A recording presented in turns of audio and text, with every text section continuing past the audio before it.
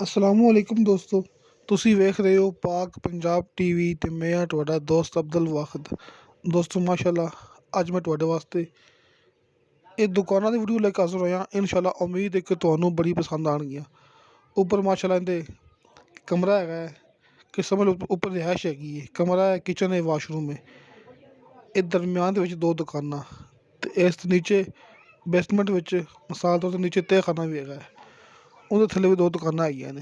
ਅਸੀਂ ਸਮਝ ਲਓ ਕਿ ਚਾਰ ਦੁਕਾਨਾਂ, ਦੋ ਨੀਚੇ ਬੇਸਮੈਂਟ ਵਿੱਚ, ਦੋ ਉੱਪਰ ਅਤੇ ਉਸ ਤੋਂ ਇਲਾਵਾ ਉੱਪਰ ਜਿਹੜਾ ਕਿ ਮਕਾਨ। ਦੋਸਤੋ ਉੱਪਰ ਮਕਾਨ ਹੈ, ਵਾਸ਼ਰੂਮ ਹੈ, ਕਿਚਨ ਹੈ, ਕਮਰਾ ਹੈ। ਇਹ ਦੋ ਦੁਕਾਨਾਂ ਭਰਾਵਾਂ ਦੇ ਸਾਹਮਣੇ ਕਾਰਨਰ ਜਗ੍ਹਾ ਵੇਖੋ ਲਿਖਿਆ ਨਾ ਹਰਬਲ ਦਵਾਖਾਨਾ। ਅਤੇ ਇਸ ਤੋਂ ਇਲਾਵਾ ਨੀਚੇ ਇਹ ਤਹਿਖਾਨੇ ਵਿੱਚ ਵੀ ਦੋ ਦੁਕਾਨਾਂ ਇਸ ਤਰ੍ਹਾਂ ਬਿਲਕੁਲ ਨੀਚੇ ਇਸ 'ਤੇ ਕਿ ਚਾਰ ਦੁਕਾਨਾਂ ਬੀਮਾ ਮਕਾਨ ਆਪਣੇ ਕੋਲ ਮਾਸ਼ਾਅੱਲਾ ਬਹੁਤ ਹੀ ਬਿਹਤਰੀਨ ਅਤੇ ਬਹੁਤ ਹੀ ਖਾਸ ਜਗ੍ਹਾ ਜੀ। ਇਹ ਵੇਖੋ ਸੀੜੀ ਜ਼ਰੀਏ ਨੀਚੇ ਆਏ ਆ ਅਤੇ ਭਰਾਵਾਂ ਨੂੰ ਵਿਖਾ ਰਹੇ ਆ ਇਹ ਤਸੱਲੀ ਨਾਲ। ਇਹ ਵੇਖੋ ਦੋਸਤੋ ਦੋ ਦੁਕਾਨਾਂ ਤੁਹਾਡੇ ਸਾਹਮਣੇ ਨੀਚੇ, ਇਹ ਸਾਹਮਣੇ ਸੀੜੀ ਹੈ ਅਤੇ ਦੋ ਦੁਕਾਨਾਂ ਉੱਪਰ। ਇਹ ਆਪਾਂ ਆ ਗਏ ਨੀਚੇ ਤਹਿਖਾਨੇ 'ਚ ਬੈਸਟਮੈਂਟ 'ਚ। ਇੱਥੇ ਦੋ ਦੁਕਾਨਾਂ ਨੇ ਅਤੇ ਉੱਪਰ ਦੋ ਦੁਕਾਨਾਂ ਹੈਗੀਆਂ ਨੇ।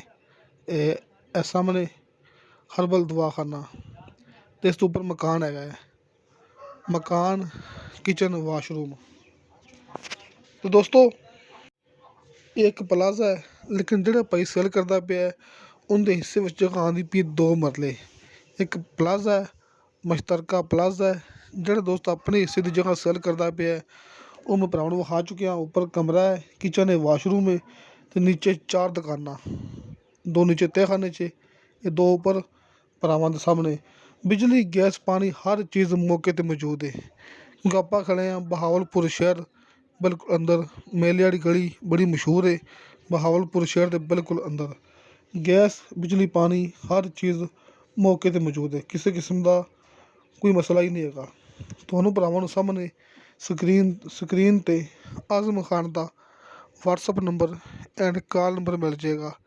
ਤੁਸੀਂ ਡਾਇਰੈਕਟ ਰਾਬਤਾ ਕਰਕੇ ਇਹਦੀ ਮੁਕੰਮਲ ਮਾਲੂਮਾਤ ਹਾਸਲ ਕਰ ਸਕਦੇ ਜੀ। ਕਿਸੇ ਦੋਸਤ ਨਾਲ ਗੱਲ ਕਰਨੀ ਹੋਵੇ ਮੇਰੇ ਨਾਲ, ਇਹ ਭਰਾਵਾਂ ਨੂੰ ਪਤਾ ਹੈ ਆਪਣਾ ਦਫ਼ਤਰ ਹੈ, ਆਪਣਾ ਆਫਿਸ ਹੈ, ਆਰਫ ਵਾਲਾ ਸ਼ਹਿਰ, ਕੁਮਾਰਾਂ ਵਾਲਾ ਚੌਕ।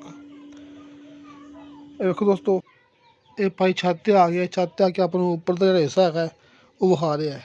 ਕਿਚਨ, ਵਾਸ਼ਰੂਮ ਅਤੇ ਕਮਰਾ।